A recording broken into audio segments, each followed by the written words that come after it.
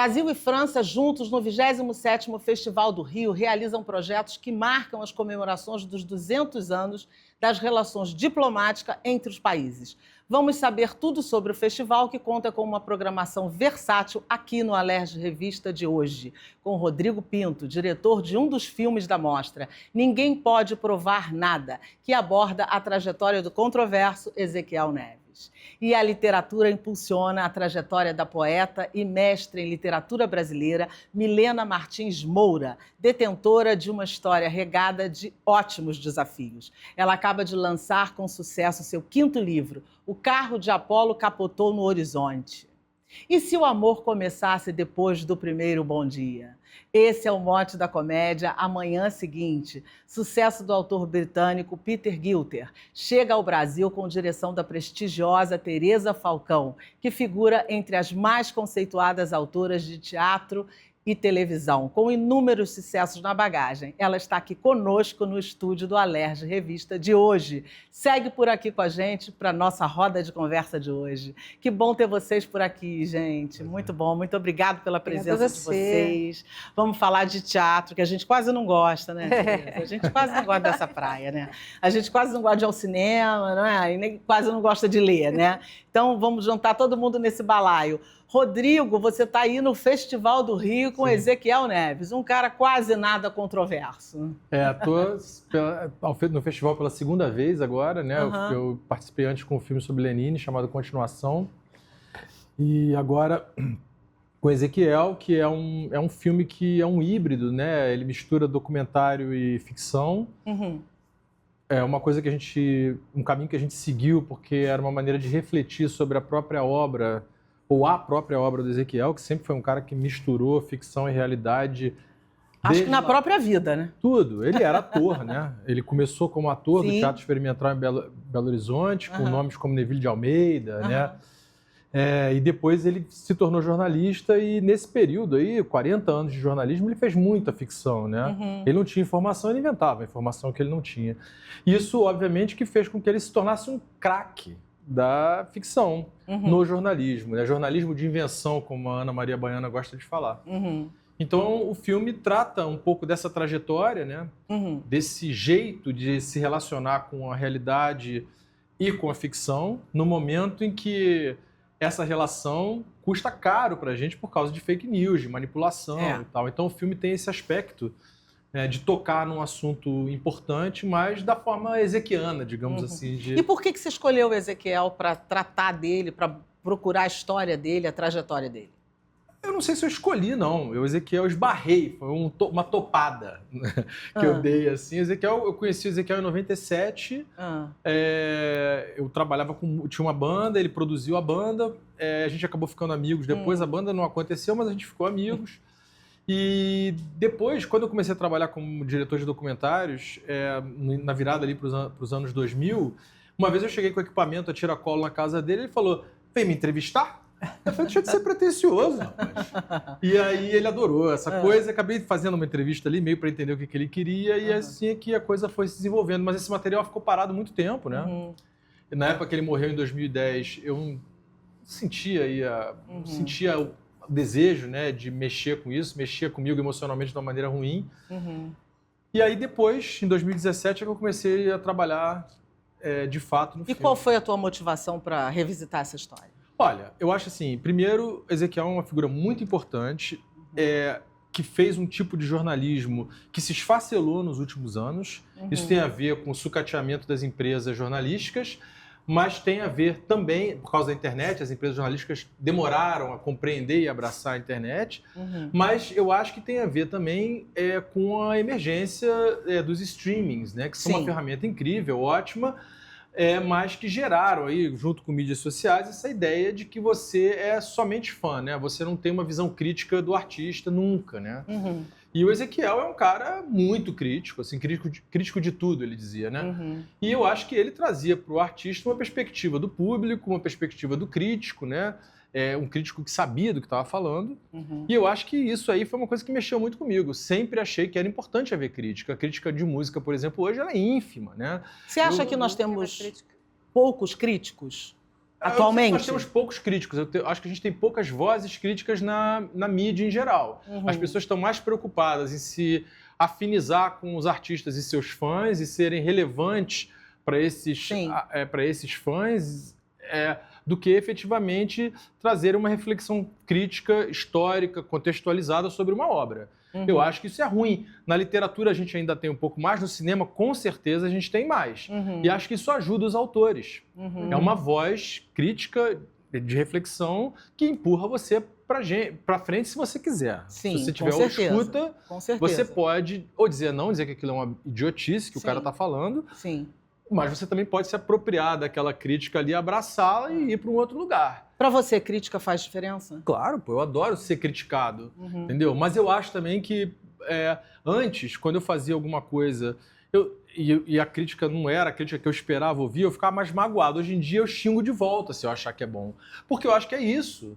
O crítico também não está certo, sempre. Ele pode estar e não está. E sem contar que sempre, de alguma forma, mesmo que seja com uma pontinha, tem o seu ponto de vista sobre aquilo, sobre o seu gosto. Sim. Isso vai entrar na crítica de algum jeito, por mais imparcial que você seja. Sim, não tem como. Não tem imparcialidade, né? Sabe? Eu acho que imparcialidade você persegue, mas você não alcança nunca. Eu também acho. Eu acho que a gente tende a gente busca, mas a gente não consegue isso o tempo todo. Porque tem, de algum jeito, o teu olhar vai entrar. É você que está vendo, é você que viu aquilo, né? Eu sinto falta, por exemplo, de críticos como era o Ian Michalski, o próprio Max, a Bárbara, eram pessoas que entendiam, o Armindo Blanco, eram pessoas que entendiam da coisa. Hoje isso foi muito substituído pelos blogueiros. Sim. Então, a coisa, eu acho que acentua um pouco a questão do gosto, né?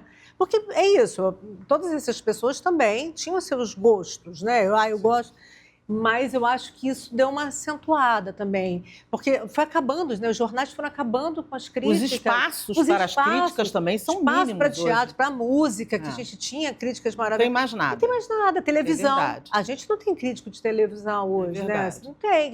Você tem os blogueiros, você tem as pessoas que conversam na internet sobre... Até tem alguns que vão para a internet com conhecimento, mas é mais raro.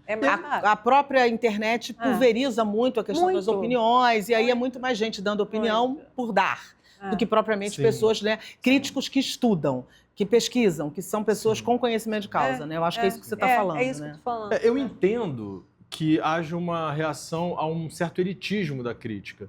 Você é aquele cara que sabe tudo e vai falar sobre a obra de alguém.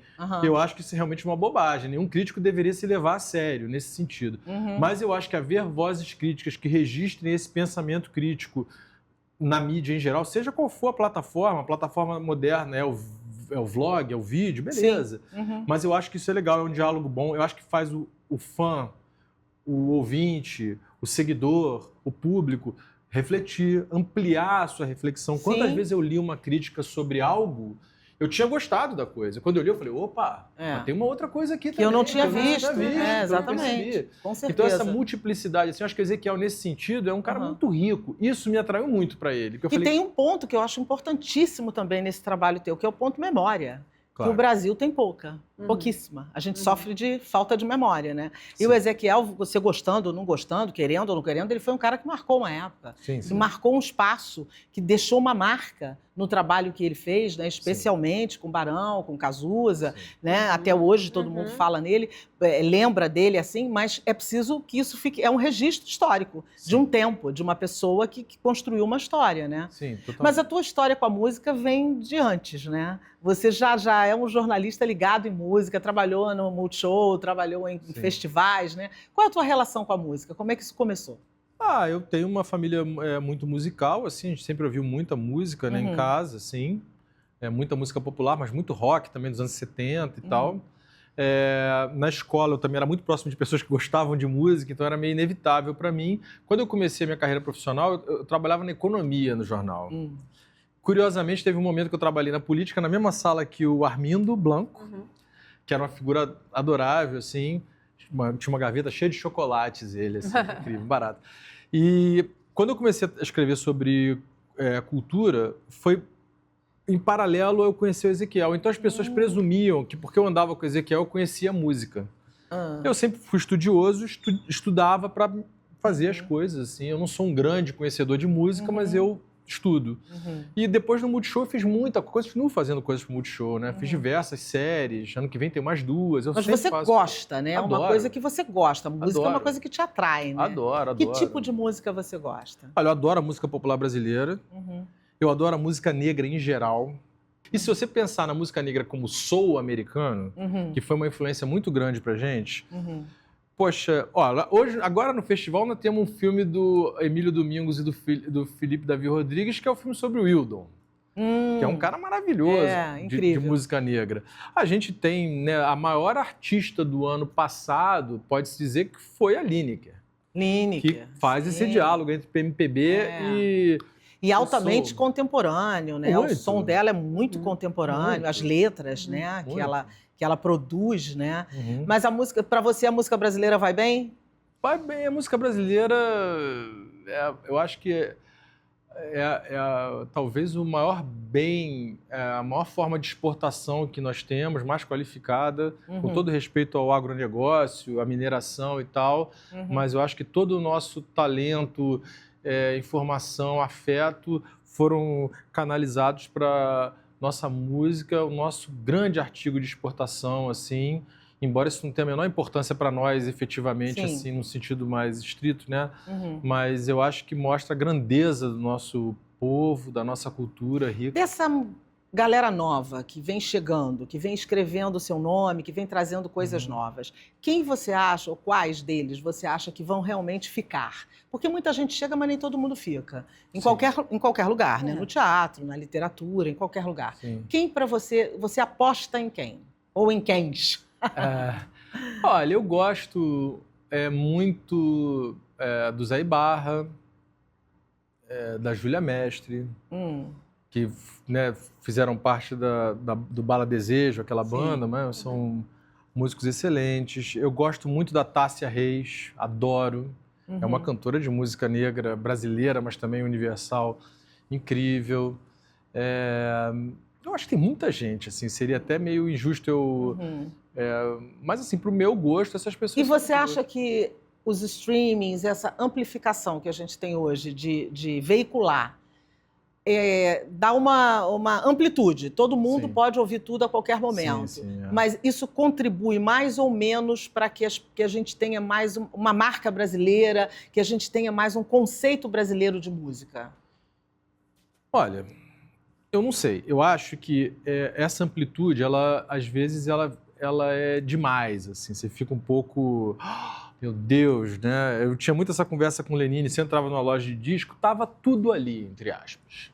Então você tinha um universo finito. Agora o universo parece infinito. Não é, mas parece. Tem muita coisa. Eu acho que a difusão é excelente, por um lado, mas acho que os streamings têm que pagar direito.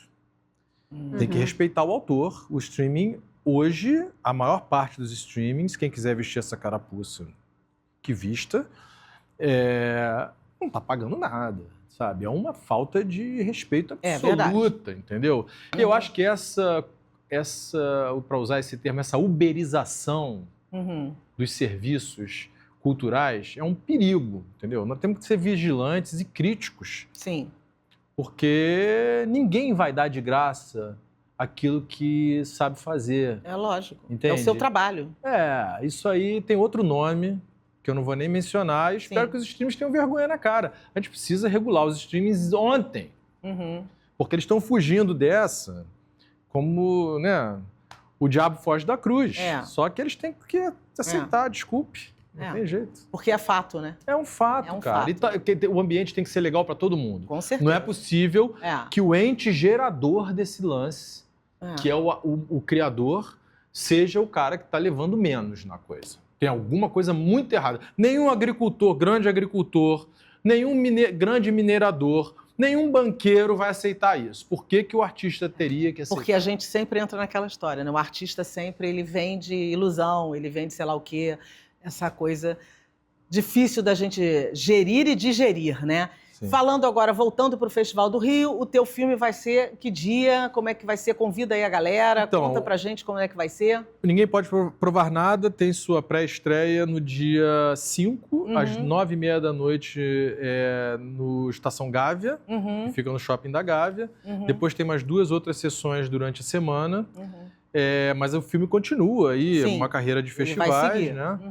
A gente continua fazendo festivais, a gente tem 1 ano, mais ou menos, aí para trabalhar festivais, né? E o Festival do Rio vai de 2 a 12 de outubro, Sim. né? Com uma programação vastíssima que a galera encontra nos sites, nas mídias sociais do festival, Sim, não é está maravilhoso o festival, está muito boa a escalação, tem filmes lindos, tem essa mostra que a gente está, que chama Retrato, é muito interessante.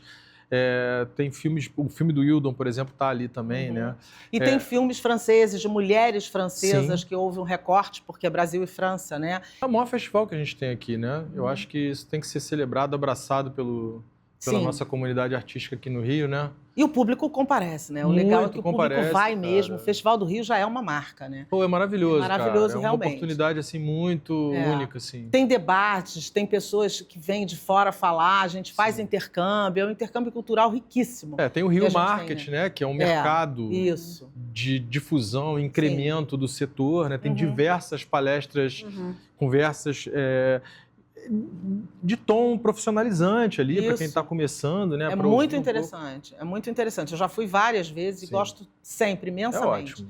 Realmente é uma programação, acho que é um acerto, né? Aliás, os festivais são uns acertos de teatro, de cinema, né? Música. As bienais de música, são sempre um acerto, porque a troca, né, que a gente faz é uma possibilidade enorme, né? Sim. Então, vamos convidar o público aí, fala aí, repete, por favor, o dia do seu filme, o horário, para a galera te prestigiar aqui, câmera 3 para você. Ninguém Pode Provar Nada, domingo, dia 5 de outubro, 9h30 da noite, no Estação Gávea, no Shopping da Gávea, no Rio de Janeiro. Depois tem outras 2 sessões ao longo da semana, em outros cinemas eu não sei.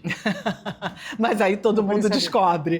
Aí é muito simples. O negócio é que no dia 5 a galera vai lá para prestigiar a pré-estreia do filme. E para a gente encerrar aqui a nossa conversa, o que foi mais curioso que você descobriu do Ezequiel e que está no filme? Eu acho que esse começo da carreira dele, do chamado teatro experimental, é muito interessante, porque eles não tinham autorização para encenar nada.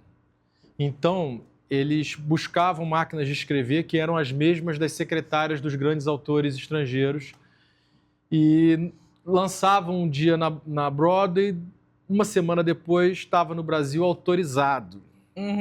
Por eles mesmos. Eu acho isso fascinante, assim. Eu acho que é uma maneira de começar interessante. Essa é uma forma de pirataria que eu acho que ainda é válida. Eu não gosto da pirataria dos streamings, mas eu gosto dessa, porque eu acho que quem está começando precisa desse combustível, né?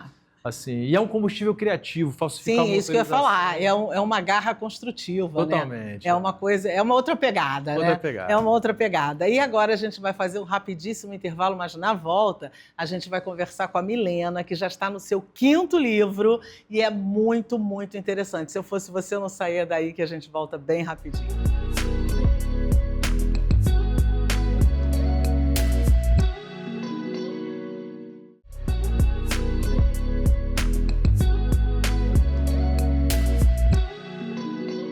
De volta com a Alerj Revista, agora a gente vai conversar com a Milena, que é uma autora que já está no 5º livro, né, Milena? Foi para a Flip, já chegou semifinalista do Jabuti. Isso. A menina não tá de brincadeira, né? Não tá de brincadeira. Como é que começou essa sua história com a leitura, com as palavras? O que foi te fascinando nesse mundo, o que foi te levando? Eu sempre costumo contar que a minha trajetória com a literatura começou desde muito nova, porque eu tive uma tia professora e um avô leitor. Então, se por um lado meu avô lia perto de mim, eu queria imitar, porque é o normal de toda criança. Por outro lado, a minha tia me alfabetizou muito cedo, porque ela era alfabetizadora de crianças. Então, eu aprendi a ler para imitar o meu avô e proporcionada por esse ensino da minha tia desde muito, muito novinha, com 3, 4 anos, assim. E eu sempre tive uma questão com arte, né? Criar, para mim, é uma necessidade. Então, eu não sou só da literatura, né? Eu passei pela música, eu passei pelas artes plásticas, enfim. Eu caí na literatura porque literatura é custo zero. E quando você vem de uma família pobre, você não tem dinheiro para comprar um contrabaixo, e você não tem dinheiro para fazer um curso de teatro ou qualquer coisa. Mas papel e caneta você tem. Então, eu caí na literatura por essa necessidade de criar, e foi uma ferramenta com a qual eu me dei muito bem. Então... Se identificou também, né? Você se identificou com aquilo, né? Sim, porque escrever porque... também... A gente precisa se identificar porque é um ofício muito solitário, né? Você fica muito tempo sozinha, horas e horas escrevendo, pensando e repensando. Então, você tem que ter uma certa afinidade com a coisa, né? A literatura sempre esteve muito presente. Então, eu acho que escrever acabou sendo uma certa consequência. E eu sou uma pessoa muito tímida, então... não é exatamente sacrificante ficar um tempo no meu cantinho, embora eu não ache a literatura tão solitária assim. A gente tem eventos, a gente tem oficinas, a gente tem saraus, a gente tem uma rede bonita que vai se formando dos autores que estão aí, que estão produzindo, e a gente vai criando esses laços de afeto e amizade, um sobe, puxa o outro. Sim, o solitário que eu quis dizer foi no sentido do ofício. Da sua produção, é você e você, ali aquele tempo todo escrevendo, né?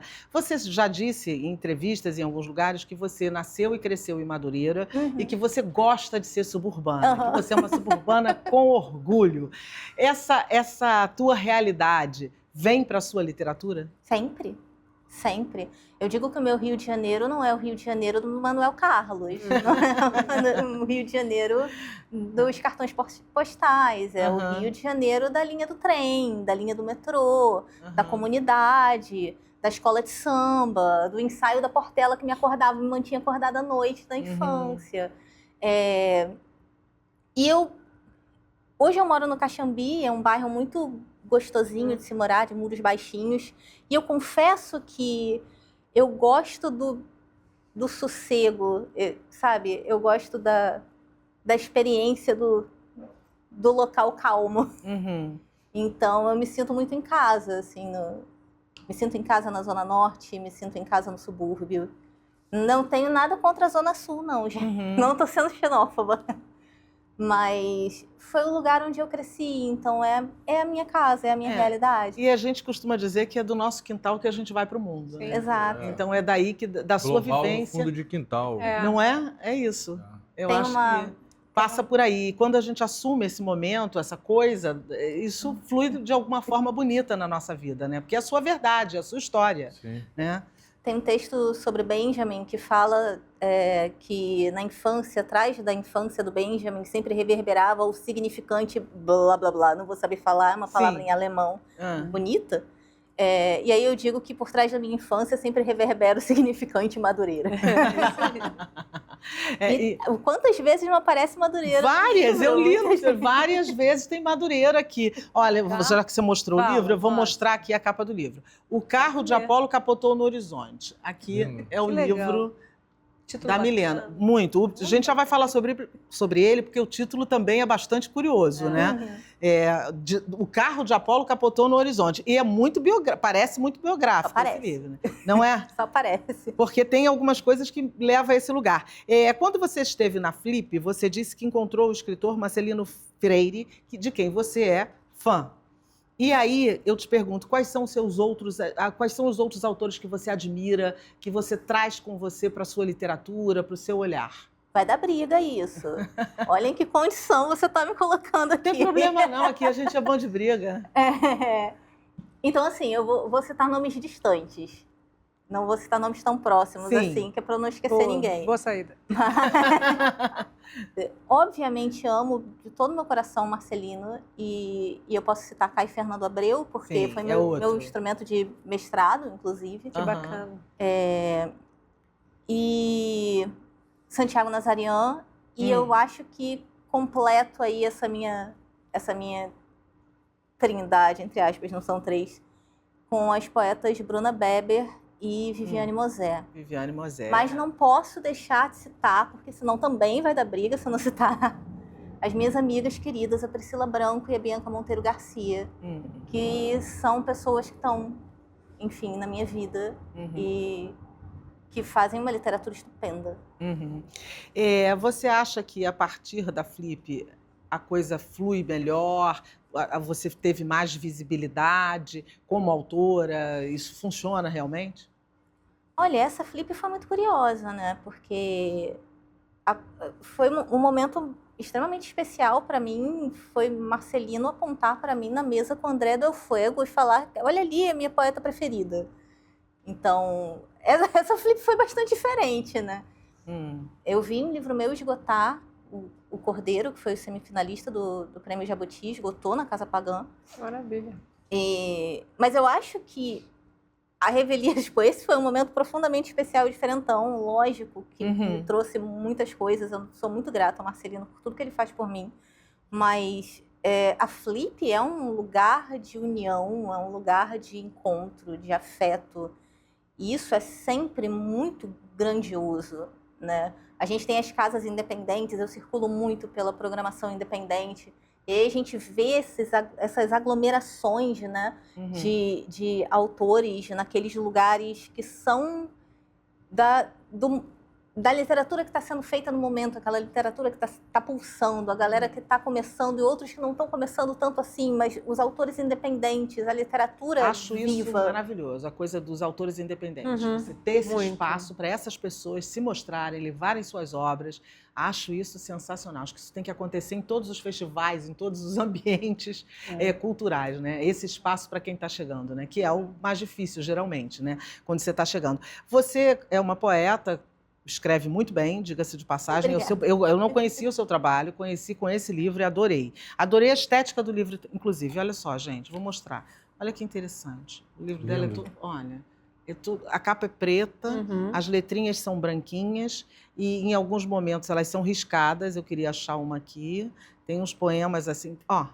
Os desenhos são seus, as intervenções são suas? Os desenhos são meus e eles foram uma treta, né? Porque eu tenho formação em desenho e pintura e eu queria uma estética infantil. E aí eu tive que procurar, porque a gente vai crescendo e a gente esquece. A gente fica naquela coisa certinha, eu tenho muito uma proximidade com o realismo, a gente fica naquela coisa certinha e esquece como a gente representava o mundo quando era criança. Então eu tive que caçar as representações infantis para tentar um traço infantil, que era o que eu buscava no livro. Mas sim, fui eu. Legal. O projeto gráfico é da Como Carolina pesquisadora, Silva qual é a também. tua área de pesquisa? Hoje eu estudo poesia erótica, escrita por mulheres. Usando Olha que curioso! Legal, muito. Usando a palavra como ferramenta antipatriarcal. Eu estudo antologias de poesia, que é para ter a maior disparidade de vozes possível. E aí eu analiso autoras brasileiras do contemporâneo. São 4 antologias contemporâneas. E o que tem diferente nas antologias que você está pesquisando? Um erotismo bastante diverso do erotismo escrito por homens com o qual a gente tem contato. É um erotismo que... Eu analiso 3 vertentes que eu acho muito emblemáticas dessa poesia, né? Em primeiro lugar, eu analiso a dessacralização, que são as poetas usando... Né? É especificamente poesia que eu estudo. As poetas estão usando a mitologia judaico-cristã como uma forma de releitura desses arquétipos, buscando uma modificação paradigmática no status quo de ser mulher sob o patriarcado. A segunda vertente é a denúncia, né, que são poemas que usam o erotismo, imagens da sexualidade humana para essa mudança, né, para denunciar esse status quo da mulher. E a minha terceira vertente é o gozo com a palavra, né, quando as poetas escrevem transformando o fazer poético em algo erótico. Também Quem é muito são as fascinante. poetas? Legal. Olha, eu vou lembrar o nome de algumas, mas como são 4 antologias, é bastante gente, né? Então tem a Mica Andrade, que eu, coração Mica Andrade, amo muito. A Nádia Camussa. Anteriormente a gente teve... A Hilda foi uma que fez... A Hilda Rios. Não lembro de mais ninguém agora. Não, mas tudo bem. Mas a Hilda, ele lembrou bem. A Hilda, eu acho que a Hilda se muito. encaixa muito sim. nesse perfil que você está colocando. literatura. Eu queria um recorte Era fora do totalmente. forte. Era muito forte. Muito audaciosa, né? E acho que depois delas que a gente tem um salto grande até que aconteça gente que venha com essa mesma linha aí, né? Eu acho que não. Eu acho que a gente sempre teve essa galera, só que o erotismo não é muito Ou pelo menos não é visível. Ou não é, O não erotismo chega... fica mais, muito não invisibilizado. é muito publicizado. Até porque rola se escreve um erotismo. pouco de preconceito com Muito. isso, né? Rola um preconceito que não é nem tão Muita velado coisa. assim. Eu acho que é bem escancarado, inclusive, né? Uhum. É um assunto que não se quer falar, é um assunto que não vai para a roda de conversa, ou pelo menos para a maioria das rodas de conversa. Teve minha né? peça até, falaremos sobre isso. É verdade, não é? É um negócio que, né, Falar não tá sobre ali. sexo, né? E sobre o prazer, né? Em especial Especialmente quando prazer são feminino. mulheres, Exatamente, sempre foi um... Se mesmo os abusão. poetas homens, muitas vezes a gente não conhece o erotismo, só conhece depois de morto. Uhum. Drummond, João Cabral teve poemas eróticos, e a gente não conhece esse lado dos autores, imagina quando são mulheres. É verdade. É, então é não, mais complicado. mulher então tá num... É. Tem uma distância aí. Quebrar isso tem que quebrar muito paradigma. É. Para muita coisa, que dirá para se falar de erotismo, de sexo, né? De tudo isso, né? E você já... O seu livro diz que desordem também é uma possibilidade de criação. Você concorda com isso? Sim, Lindo. É nela que completamente. é no meio do caos que você cria. Eu sempre digo que o caos, cientificamente, o caos é empiricamente o que rege o cosmos, né? A gente tem um universo que é profundamente aleatório, porque não tem essa noção de causalidade como a gente entende como humanos, né? Como a sociedade nos fez entender. Uhum. O caos é a ordem, mas é também justamente porque a gente vive num ambiente profundamente caótico que a gente tem tantas possibilidades. Uhum. A gente não tem... a gente vive numa sociedade que diz pra gente que se você fizer tudo certo, tudo de bom vai acontecer com você. E não é assim que acontece. Tem um monte de gente ruim que tá conseguindo milhões de coisas boas.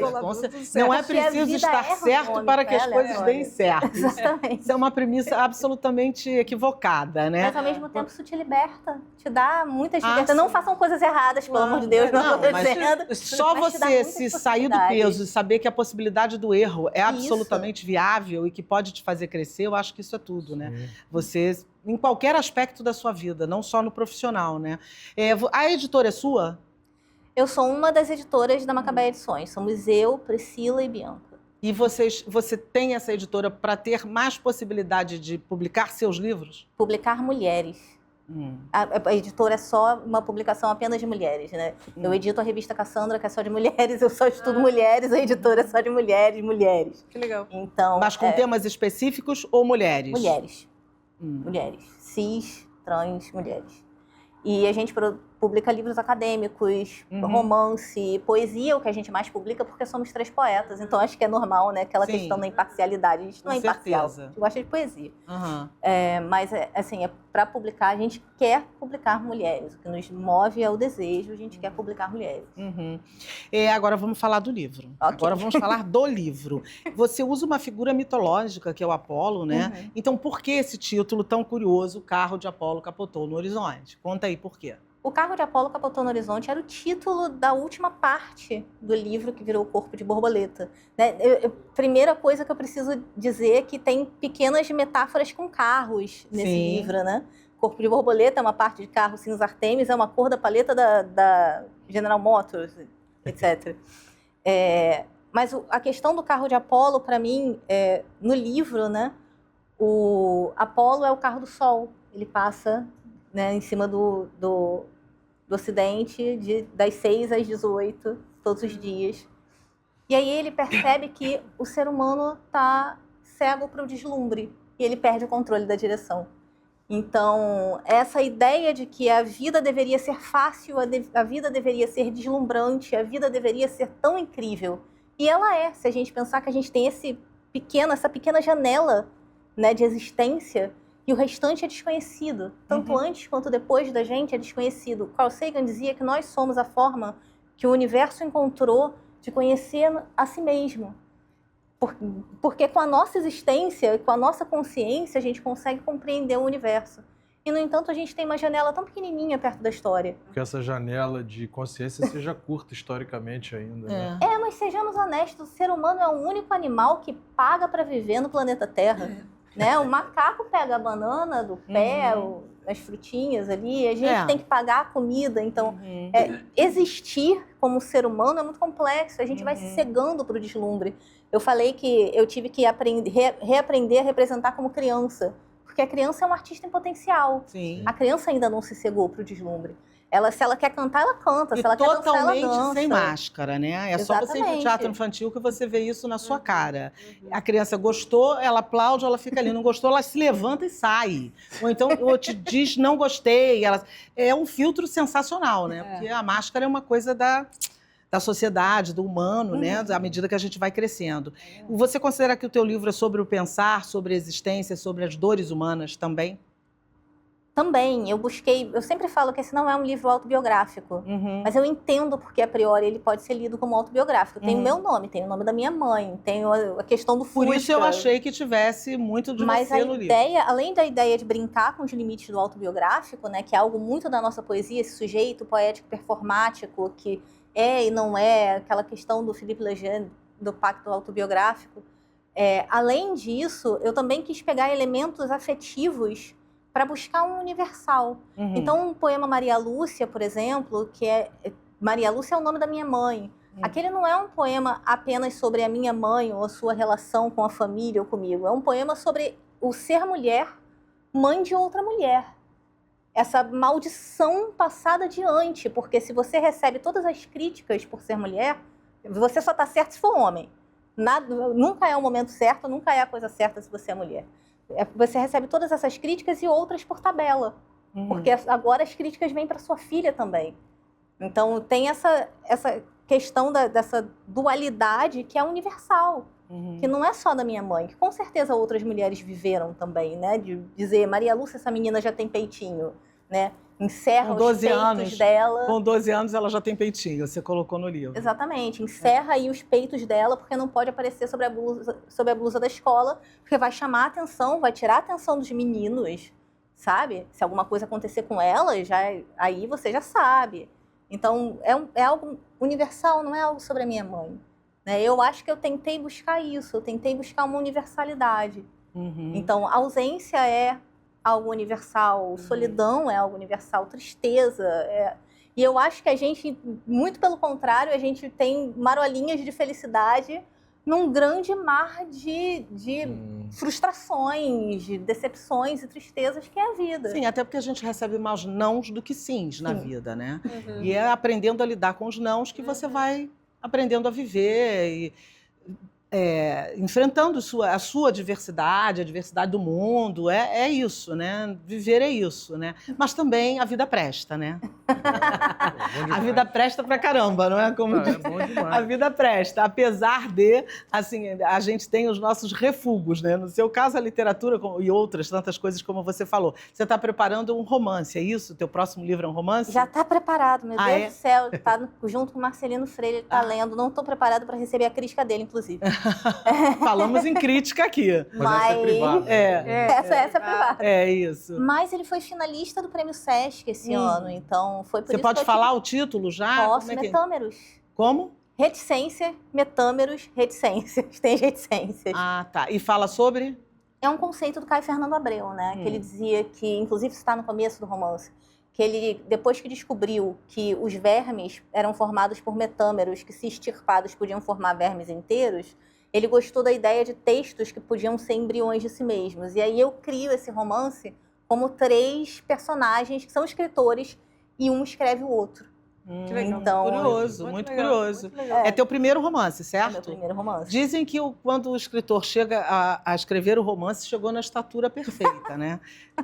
É o ápice de todo escritor escrever um romance. Então eu espero que você escreva esse e muitos outros, que você traga muito mais poesia, que o mundo precisa de poesia. A gente precisa de poesia, precisa de poetas contemporâneas, né, jovens, mais gente escrevendo poesia. E essa aí que você estuda também é bastante curiosa, né?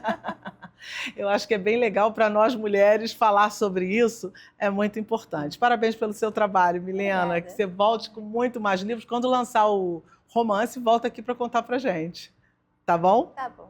E você que está aí com a gente, continua, porque o papo por aqui vai continuar com ela. A gente está falando de mulher e agora vem uma das que melhor nos representa. Tereza Falcão, no próximo bloco.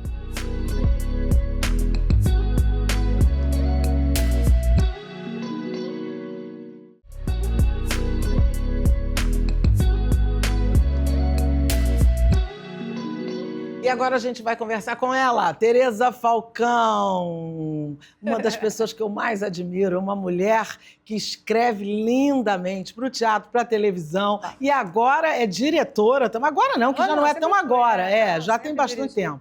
Mas é a primeira comédia que você está dirigindo, né, Tereza? É, a primeira comédia. Assim, pelo menos uma comedião, né? Como é Amanhã Seguinte. Sem vergonha de ser comédia. É verdade. Amanhã Seguinte, do Peter Kilter, que é um autor inglês, que fez também duetos. E tem mais, essa peça já tem uma carreira, né? Essa ela já foi montada em mais de 10 países. Eu vi. Depois eu descobri várias curiosidades sobre ela, assim. Mas ela é uma peça muito conhecida dele, assim, bastante. E que a gente trouxe, adaptou um pouco, que era um texto um pouco mais extenso, a gente deu uma enxugada, porque a gente sente que a tolerância do público, infelizmente, é cada vez menor. É uma coisa assim que chega a dar uma angústia na gente, assim, de ver. No cinema, no teatro, você deve perceber isso. Às vezes, no cinema, a pessoa saca um celular, começa a procurar mensagem. Não é que ela vai responder, ela vai procurar se ela tem mensagem. Mas, gente, o filme está acontecendo direto. Não importa a peça, não importa quem esteja lá. É verdade. E a primeira comédia, uma comédia sem vergonha de ser comédia, como eu falei, e é uma comédia que fala muito de sexo.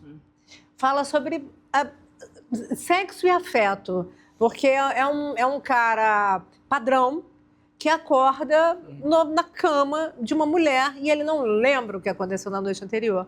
E essa mulher leva pessoas para a casa dela, ela está à procura de alguém. E ela mora com a mãe, e a mãe invade essa cena. Assim, é muito interessante, é uma intimidade compartilhada. Lembrando que ela já havia levado outros parceiros também, isso não era o primeiro. E a mãe parece que entra em todas os parceiros que passam por ali, né? Todos.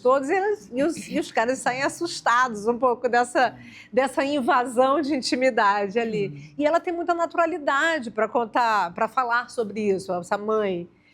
E ela tem naturalidade para falar sobre sexo. Sobre ela sexo. Fala com muita... Ela fala, tem uma frase dela que fala, gente, mas se a gente fala, se a gente pode falar de uma comida que você gostou, de uma viagem que foi bacana, por que você não pode falar sobre o sexo que você fez? É um processo, deveria ser um processo natural, é mais uma coisa da sua vida, né? Então tem isso, e fala muito de afeto. Eu acho que essa parte do afeto corresponde muito a essa coisa inglesa, né? Os ingleses são muito frios, né? Eles são muito secos.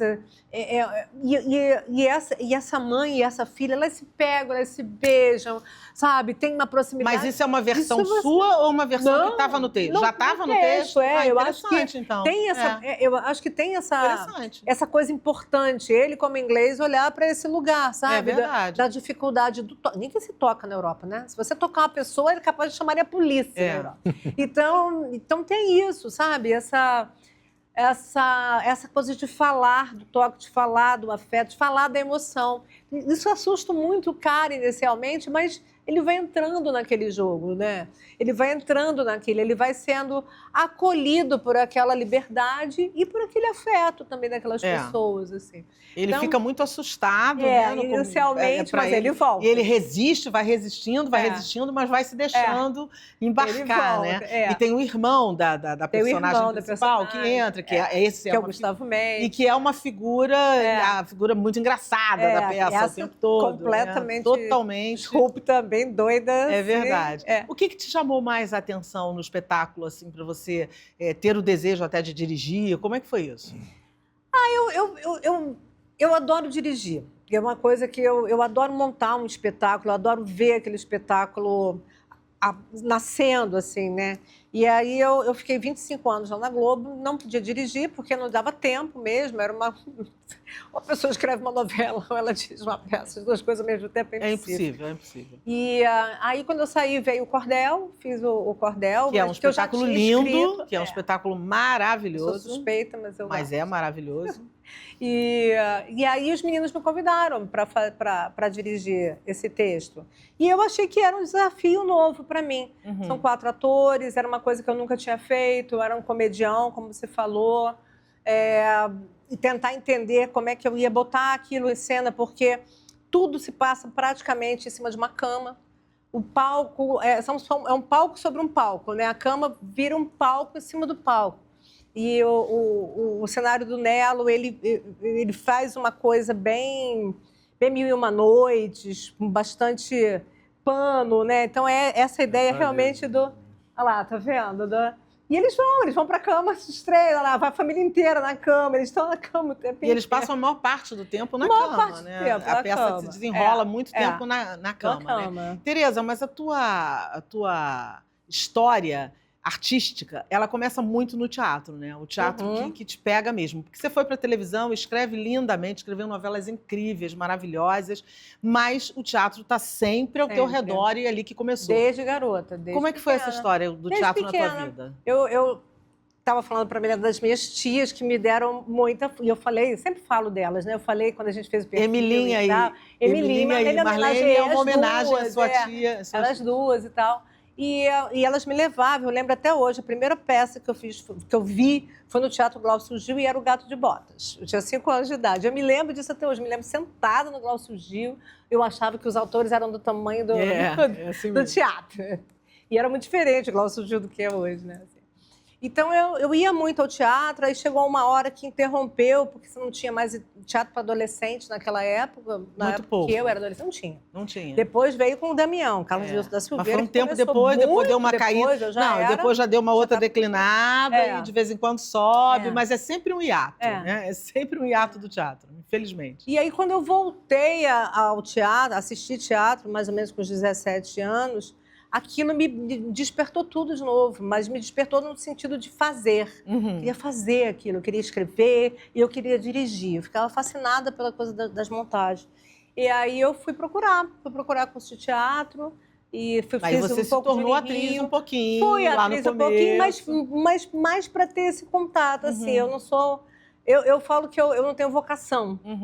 Eu tenho até algum talento, mas eu não tenho vocação, sabe? A vocação do fazer, do assistir, do ir lá, do trabalhar. Eu meio que dou uma cansada, assim, não tenho essa... E essa questão, a gente estava falando de mulher, ela falou da questão da mulher, do posicionamento da mulher na sociedade e tal, e você já vem há algum tempo na sua carreira, que não começou agora, já tem uma estrada.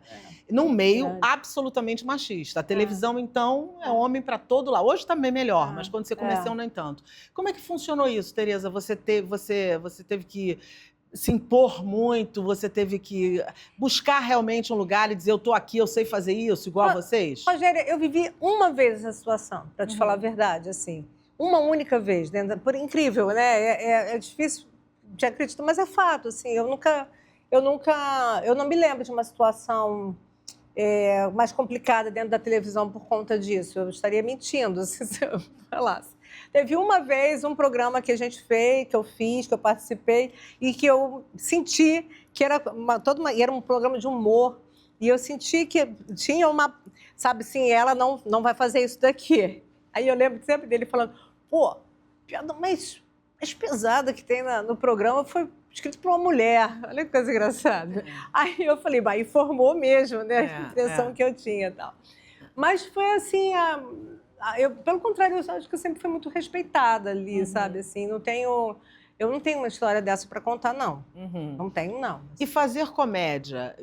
Reza a lenda que fazer rir é mais difícil do que fazer chorar. Eu acho. Então, acho que todo mundo comenta isso, né? E dirigir comédia é mais difícil do que dirigir drama? É muito difícil. Porque a comédia, ela depende de uma coisa que é um tempo cômico que nasce com a pessoa. Ninguém aprende a fazer o tempo cômico. O que é isso? É uma intuição, né? É uma intuição. É um negócio que você sente, é um negócio que... você vai. Sabe? É aquele momento, é o momento certo, é o jeito de falar, é entender que a pessoa vai se identificar com aquilo, que ela vai ter uma memória daquilo. É uma intuição. Eu acho que o tempo de comédia... Eu não sei se alguém aprende a ter o tempo de comédia. Isso que eu queria te perguntar. O ator tem ou não tem, ou ele adquire? Eu acho que o ator tem ou não tem. Eu acho que você pode construir um processo que leve o ator a entender um tempo de comédia. Mas a genialidade da comédia é uma outra história. E não é todo mundo que tem. Não é todo mundo que tem.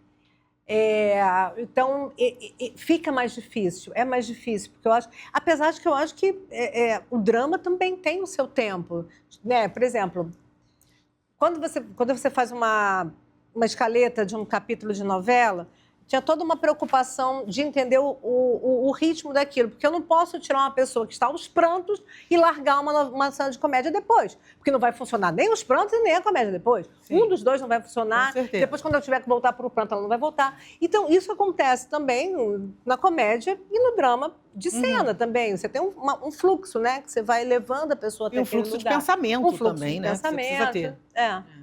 E como autora, que você é também uma excelente roteirista, escritora de novelas ótimas e de comédia, como você acabou de dizer, você fez muita comédia. Onde não dá para pecar? Eu acho que o humor, hoje especialmente, ele é muito delicado, né? E tanto que a gente teve cada vez TV aberta, não tem programa de humor, gente. Não Mas tem. Você acha que isso é por quê? Assim, o politicamente correto atrapalhou o caminho, mudou o rumo da história? Mudou o rumo da história. Eu acho que mudou o rumo da história. Eu acho que tem um humor que a gente tem que entender, reaprender, reconfigurar, mas a gente também não pode perder. Então, eu sinto quando a gente deixa de fazer porque a gente fica no limite. E, ao mesmo tempo, você tem séries maravilhosas argentinas que falam do politicamente incorreto e é de chorar, de rir, é muito bom. E não é ofensivo, mas é crítico em alguns pontos, sim, também. Porque o excesso, ele é sempre estranho. Ele sempre vai para um lugar que não é legal. Que aí vira uma lacração desnecessária para todo mundo, né? Deixa eu fazer uma pergunta, porque eu sinto também que assim, o humor brasileiro, esse que ocupava as TVs abertas e tal, ele tinha uma coisa que ele era depreciativo do outro. O inglês, por exemplo, ele tem um humor que é autodepreciativo. Isso ajuda muito a lidar com... Eu sou totalmente politicamente correto, no sentido do entendimento daquilo com que se pode fazer humor. Entendo, claro que qualquer limite impõe, né, condições para você que não são muito agradáveis, mas ao mesmo tempo você pode ser mais criativo com o limite. Mas tem isso, não tem? Quer dizer, de você mudar o foco do humor para, em vez de ser... Tem, com certeza. A gente outro, vem das chanchadas, né? Não, até porque a gente vem das mesmo é um espetáculo. Eu acho que é maravilhoso, né? Mas você acha isso que ele está falando? Você não, eu acho que ele está certo. Eu acho que a gente vem de humor que era muito chanchada, que era muito pastelão, que era muito os programas, né, de televisão, que eram sempre em cima de alguma coisa, de obesidade, de uma... Algum estereótipo, né? Sempre tinha um estereótipo, uma relação de homem com mulher, de cima para baixo. As coisas eram todas de cima para baixo, né? Mas tinha também... Tinha uns quadros, por exemplo, Primo Rico e Primo Pobre, é muito interessante.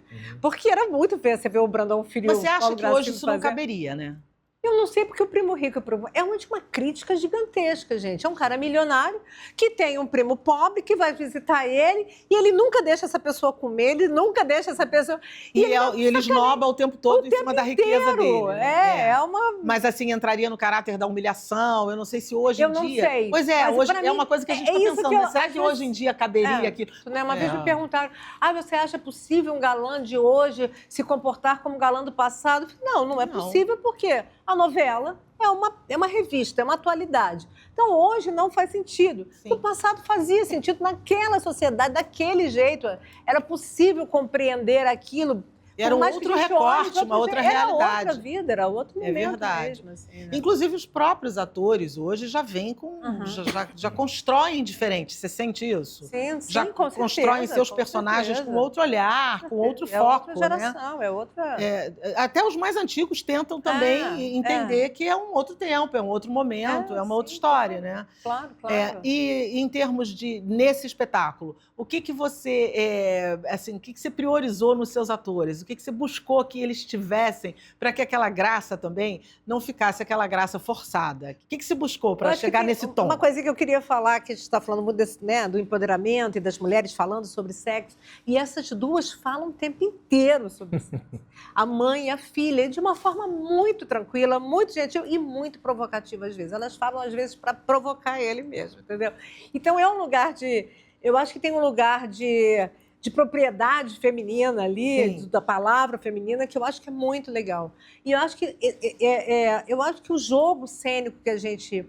Eu e a Bel, né? Porque a Bel Kutner dirigiu comigo. É verdade. Bel, querida, um beijo para você, maravilhosa, queridona. Dirigiu comigo, foi fundamental aqui. Então, a gente procurou trazer essa aproximação entre eles, ajudar nessa aproximação entre eles, mas isso foi uma coisa bastante bacana e muito rápida que aconteceu. E eu acho que o elenco é composto de 4 atores muito diferentes. E eles parecem se completar, assim, Totalmente. uma fluidez incrível ali entre eles, né? E são praias muito diferentes. Você tem o Gustavo Mendes, que é um comediante, né, de uma bolada. Nato. Uma pessoa sem... Nato. Aí você tem a Ângela Rebelo, que para mim é uma das maiores atrizes que a gente tem. Eu sou fã da Ângela, desde que eu vi a Ângela a primeira vez nos anos 80, num espetáculo chamado Will, que ela é deslumbrante, ela faz drama, ela faz comédia, ela faz tudo. Sou muito fã da Ângela. Eu também sou. É de teatro. Eu também sou. Uma mulher de teatro. A Ângela é uma mulher de teatro. Ângela, um beijo pra você também. Eu sou muito fã dela, ela sabe Eu também. disso. E Bruno Fagundes e Carol Castro, que são pessoas, filhas de atores, filhos de atores, que cresceram em Coxias, que cresceram em estúdios, que estão desde garotos fazendo, atuando. Mas também em lugares como Mocinhas e Mocinhos. Então, você traz essas pessoas, cada um traz uma peculiaridade. Então, acho que isso deu, sabe, é aquele bolhão que deu certo ali. Isso é muito bonito de ver. É uma engrenagem, então. É quando acontece. Você já falou o elenco, agora convida a galera para assistir. Então, amanhã seguinte, no Teatro Clara Nunes, até o dia 12 de outubro, de sexta a domingo, sextas e sábados, 20 horas, domingo, 19 horas. Todo mundo super convidado. Super convidado, vão. Tem que ir para dar uma... Rir continua sendo um bom negócio, não é? Exatamente. Em tempos que a gente tá, assim, às vezes tristinho, cansado, não sei o que, vai lá dar umas boas risadas, que o negócio fica maravilhoso, né? Agora a gente chegou no nosso momento literário e a gente vai saber o que vocês andam lendo.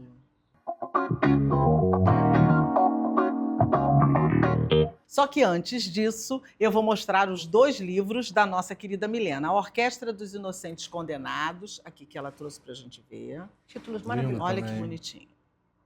E o Cordeiro, esse é o ganhador. O semifinalista do Jabuti. O Cordeiro e os seus pecados. E os pecados dividindo o pão. Aqui. Tá aqui. E o atual a gente já mostrou, mas vamos mostrar de novo, né? É sempre bom, né? Mostrar mais uma vez. Aqui, O Carro de Apolo Capotou no Horizonte. Gente, esse título já é muito sui generis. Os 3 são, eu ia falar, né? Maravilhosos, parabéns. Os três livros são muito sui generis, né? E agora eu quero saber o que vocês andam lendo. O que você anda lendo, Rodrigo? Então, eu mudei aqui o que eu ia dizer, mas porque eu fiquei tão tomado aqui pela conversa, e eu li um livro de uma autora que foi publicada no Brasil, mas esse livro não foi publicado ainda, que chama As Malditas, Las Malas, da Camila Souza Vilada, que é uma mulher trans argentina.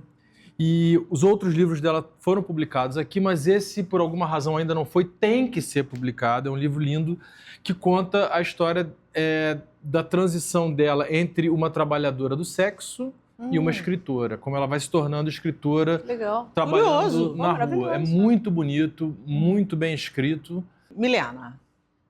Eu queria indicar um livro que eu editei recentemente, que vai ser lançado agora no dia 24 de outubro, da Priscila Branco, Desenterrar os Ossos. Tá lindo demais, é um livro de poesias, a capa foi feita por ela, pintada por ela, todas as ilustrações são dela. A Priscila é completamente genial, conheçam a Priscila. Tereza. O Rio que me corta por dentro, de Raul Damasceno. É um livro lindíssimo, lindíssimo, uma história explosiva de um amor, um relacionamento gay no interior do Ceará. Uau. Gente, é uma história incrível, com camadas e mais camadas. É uma história que eu adoro, que eu tentei, inclusive, fazer uma adaptação para o audiovisual. E eu torço muito que isso aconteça. É um livro imperdível, é lindo. Eu vou indicar, não sei se é bom, mas é teu, da Maria Ribeiro, que é uma atriz maravilhosa. Ela escreve muito bem, ela escreve crônicas muito bem. Você lê o livro como se você estivesse conversando com ela. É maravilhoso. E tem cada crônica, gente, imperdível. Ela tem, inclusive, algumas aspas de Zueni Ventura, Heloísa Teixeira, Caetano Veloso. Então, só por aí que você já vê que é maravilhoso. Super recomendo. Li assim, ó, rapidinho. Agora chegou também a hora da nossa dica cultural. O que você indica pra gente? tem uma exposição muito boa no Paço Imperial, aqui no Rio de Janeiro, da Maria Bonomi, que é uma grande gravurista, escultora brasileira.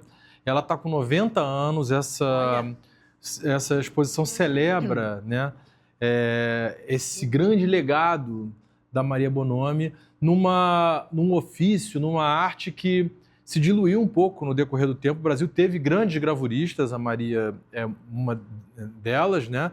E ela traz peças gigantes. A Maria é uma pessoa muito importante também em arte pública, e o Paço Imperial é um lugar muito importante para a arte pública no Rio de Janeiro, porque você não paga para entrar. Milena. Eu sou poeta, então eu vou indicar saraus. O sarau é Poqué, do Igor Calazans, fica no Capitu Café, no Cosme Velho. Dá para acompanhar pelo Instagram as datas. E o Sarau Ruídos, que é da Dora, da Cecília e do Gabriel, fica na Livraria Lento, do Flamengo. Também dá para acompanhar pelo Instagram as datas. E dia 15 eu vou estar lá. Perfeito.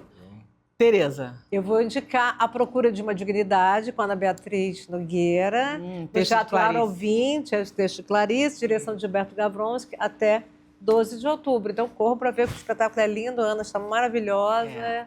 Já não é o primeiro trabalho de Clarice que ela faz, ela fez um outro e é lindo também. Lindo também, com Leonardo Neto. Esperta em Clarice. Ela é.